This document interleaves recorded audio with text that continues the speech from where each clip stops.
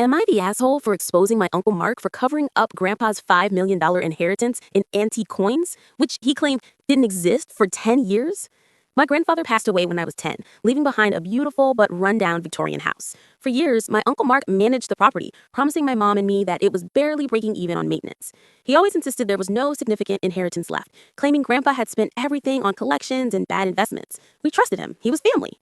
Last year, we finally decided to sell the house. While packing, I noticed a huge, ornate safe door hidden behind a false panel in the attic. Uncle Mark always told us the attic was structurally unsound and locked it with a heavy padlock. I broke the lock and went inside. It wasn't full of junk, it was meticulously organized. I found a dusty, leather-bound ledger. It wasn't about collections. It was a detailed log of gold, silver, and rare antique coins Grandpa had been collecting since the 1960s. The value was astronomical, easily enough to cover a decade of my mom's retirement. Then, I found the final piece, a new will signed a month before he died, explicitly dividing the liquid assets and the coin collection equally between my mom and Uncle Mark. I checked the ledger's final entry. The entire collection had been transferred to a bank safety deposit box 5 days before Grandpa died.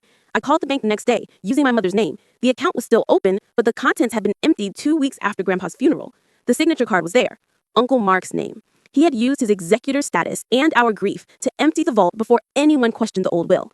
I printed the ledger, the new will, and the bank withdrawal slip. At the next family dinner, I slid the documents across the table to Uncle Mark. He didn't even look at them. He just laughed, calling me a conspiracy theorist and threatening to sue for defamation. "The will you found is a fake. The collection was sold years ago," he roared. I didn't argue. I just pulled out the last piece of paper, the signed recorded minutes from the original estate lawyer, dated 2 days after the withdrawal, where Uncle Mark had sworn under oath that the estate had no significant assets outside of the house equity. The lawyer had a fiduciary duty to inform the court. With that undeniable evidence of perjury and fraud, my mom hired an attorney. Uncle Mark settled instantly, before the case even went public. He returned every cent, plus interest. He hasn't spoken to us since, but the silence is better than his lies.